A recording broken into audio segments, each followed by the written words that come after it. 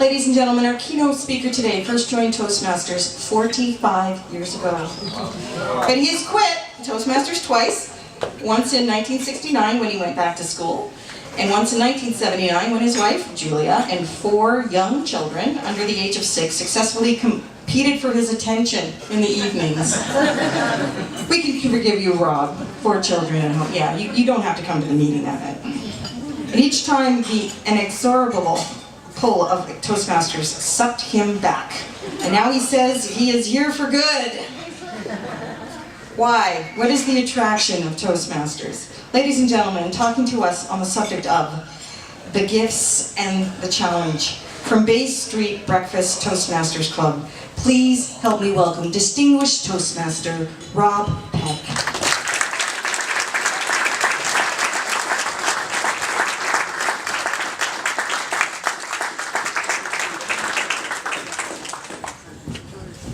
Thank you very much, Vicki, for those kind words. It has been said that 20% of the people do 80% of the work. Those are the people I find that I like to be around. And you, by virtue of being club and district officers, are well inside that 20%. So let me tell you, it is a delight for me to be here in your presence. And thank you for allowing me to be here. 90 years ago, Ralph Smedley started a public speaking club in Santa Ana, California.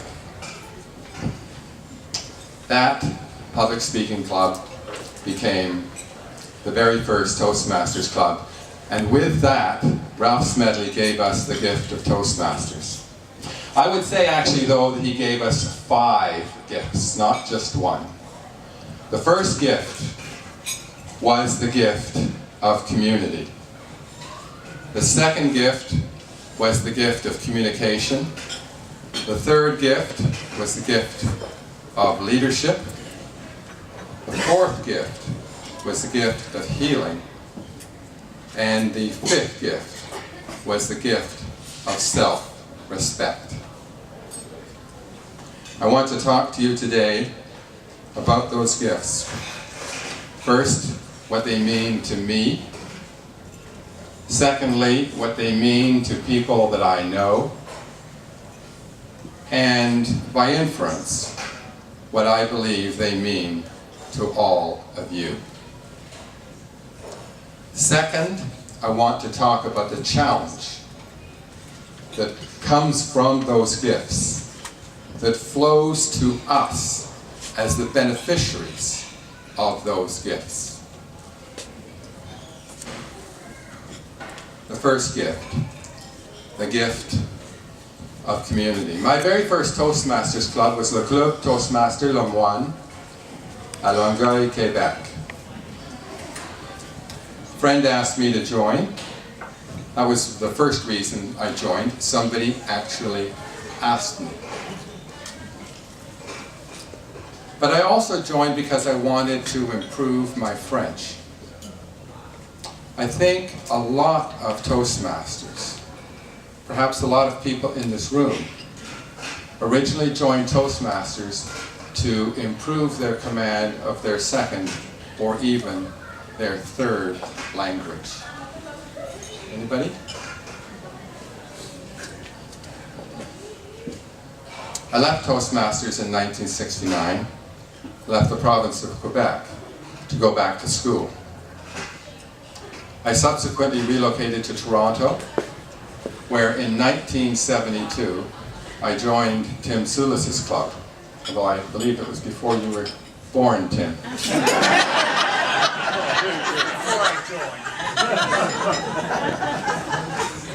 I joined for 3 reasons. One was to keep my mind alive without the attendant problems of night school courses or the exams that come along with them.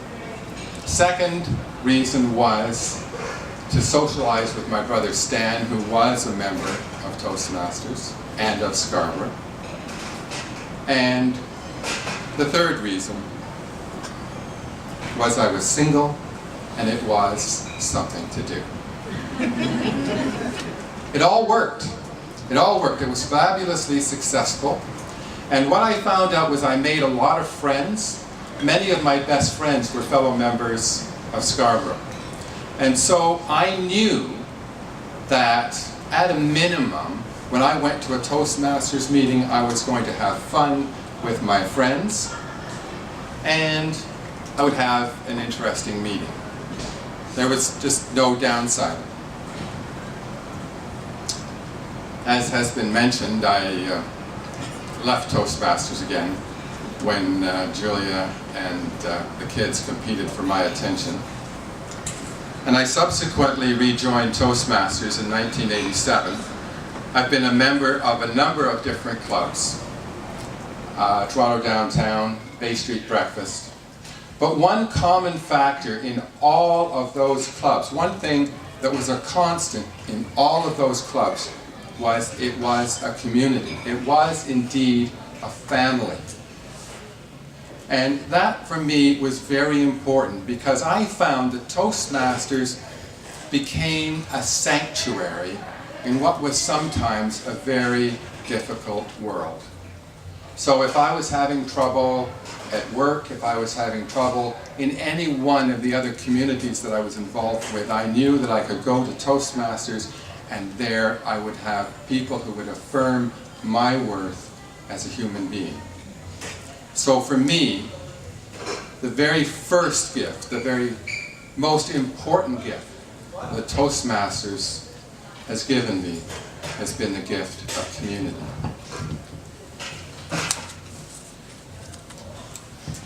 Sound familiar?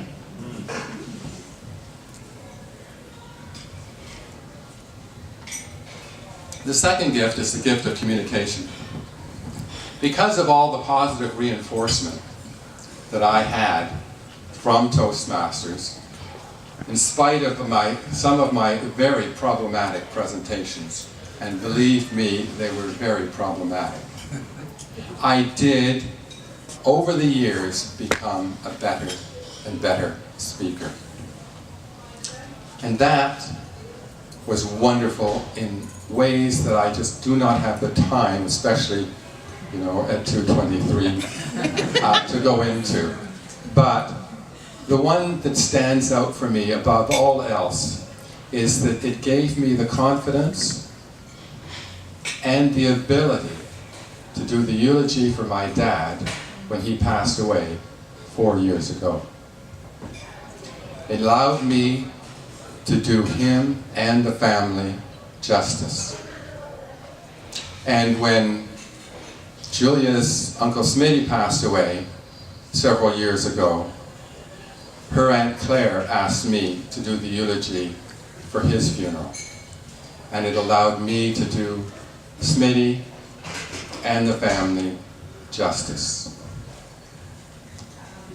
Funerals and eulogies are very stressful times. And I cannot tell you how much I appreciated the help of the Toastmasters program and my Toastmasters friends in putting together those presentations. In both cases, I presented my draft eulogies to my home club, Bay Street Breakfast, where they were measurably improved by the sympathetic comments of my fellow club members. Sound familiar? The third gift is the gift of leadership.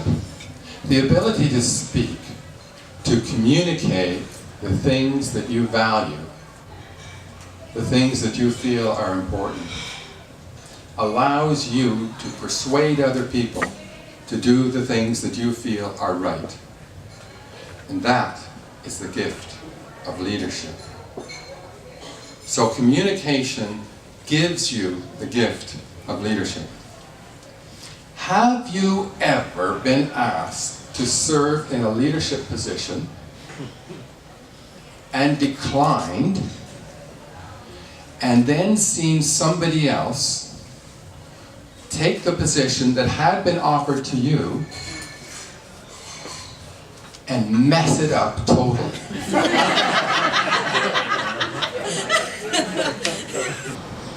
So think about that when you think about who's going to be area governor, who's going to be divisional governor. 2 vacancies up there. Sound familiar? My story. My experience in Toastmasters gave me the courage to accept when my firm offered me the chance to be chair of their United Way campaign. My experience in Toastmasters gave me the confidence to accept when my church asked me to serve a leadership position on the board. And my experience in Toastmasters gave me the ability to excel in all of the positions that I occupied at work. Sound familiar? The 4th gift is the gift of healing. As important as those first 3 gifts are, for many people, the far more important gift is the gift of healing. This is Dennis's story. In 1999, Dennis fractured his skull. His ability to think and to remember suffered greatly. He found reading to be impossible. When he tried to say a sentence, he would say the noun, and then he would say the verb, and before he got to the subordinate clause, he'd lost the noun and the verb. He says it was like pouring water into your open hand, and the words would just fall like water between your fingers. He was terrified. Not the least because his job was as a journalist. He worked with words. He could see everything in his life disappearing. He was in rehab and therapy from 1990, he still is, from 1999 until 2004. In 2004, he joined Toastmasters. This is his 10th anniversary this year. His 10th anniversary of joining the Bay Street Breakfast Toastmasters Club. He especially appreciated the welcome that he got from the other Toastmasters members. And Robert Stevens, who is blind, and yet has such a wonderful, life-affirming, go-get-em attitude, inspired him. If Robert could do it, he could do it too. He made new friends, and that was especially important because he and Karen were devastated by the number of friends that they lost as a direct result of his accident. Toastmasters gave Dennis the confidence to continue working.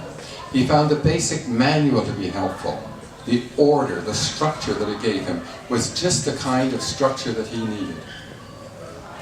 He considers 2004 to have been a watershed year. 2004 was the year he joined Toastmasters, but 2004 was also the year that he and Karen competed in the Marine Corps Marathon in Washington, D.C. And he says that for him, recovery is like a marathon. When you run in a marathon, who here has run in a marathon? He says, wonderful. He said, when you run in a marathon, you don't think of running 26.2 miles. You run to that lamppost. You run to that mailbox. You run to that traffic light. And before you know it, you've crossed the finish line.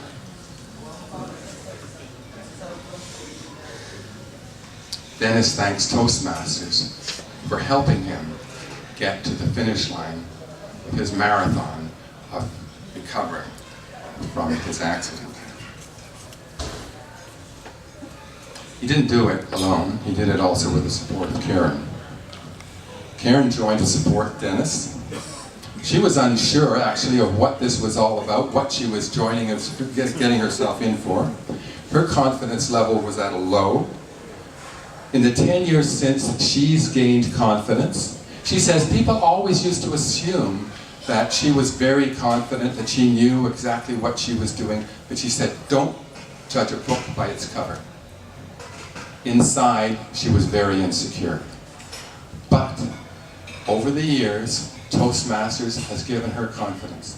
And a year or two ago, she realized she was in striking distance of getting her DTM.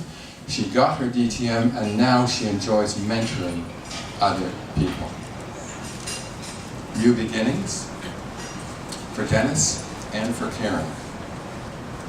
Sound familiar? The details vary. My story, Dennis's story, and Karen's story, I believe, is your story. Each of us has received the gifts of community, of communication, of leadership, and of healing. And that has given us what many people consider to be the most important gift of all, the gift of self-respect. Whitney Griswold, a noted American educator and historian, has said the following: self-respect cannot be hunted. It cannot be purchased.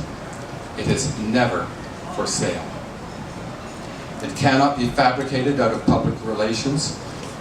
It comes to us when we are alone, in quiet moments, in quiet places, when we suddenly realize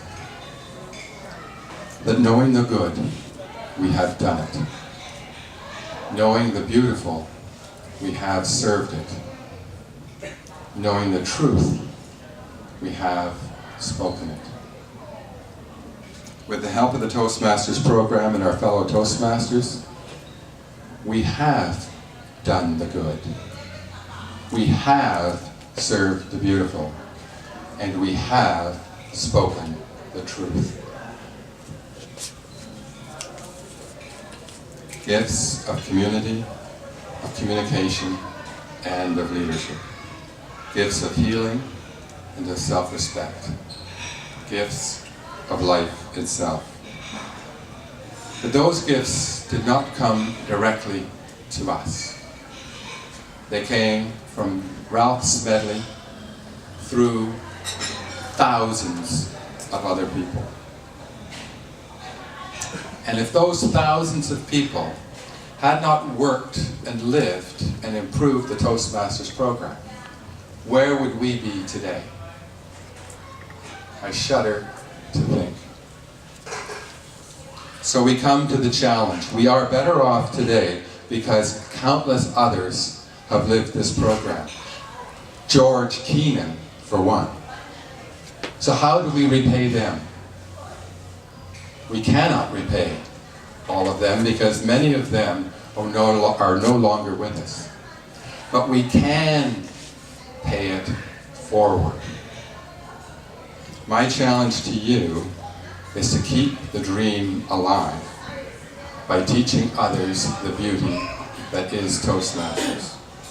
To make sure that the gifts that Ralph Smedley and millions of other people gave me, and gave Dennis, and gave Karen, and gave you, and gave millions of other people around the world are passed on through you and your clubs to the present members, the future members of your clubs, and to the world. That is your mission. That is your legacy. The gifts: communication, community, leadership, healing, and self-respect. The challenge: to spread these gifts through your clubs to the world. Do that, and Ralph Smedley's legacy becomes your legacy too. The good is Toastmasters. Do it. The beautiful is Toastmasters. Serve it. The truth is Toastmasters. Speak it. And I am in under the red light.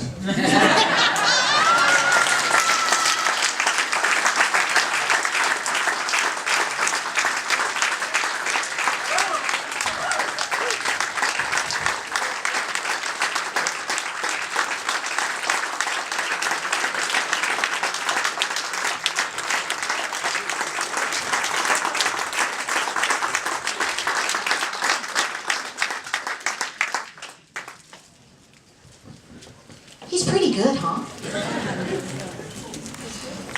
Rob, on behalf of District 60's Toastmasters, I'd like to present you with this small gift. It's a keychain, and there's a pin in there, and it's called Outstanding Member, and it's a very, very small token of appreciation for all that you've done and all that you do for Toastmasters. Thank you so much. And we also have a little gift for your wife, Julia. Go ahead, Andrew. Julia's just recovering from surgery as well, so thank you for coming out.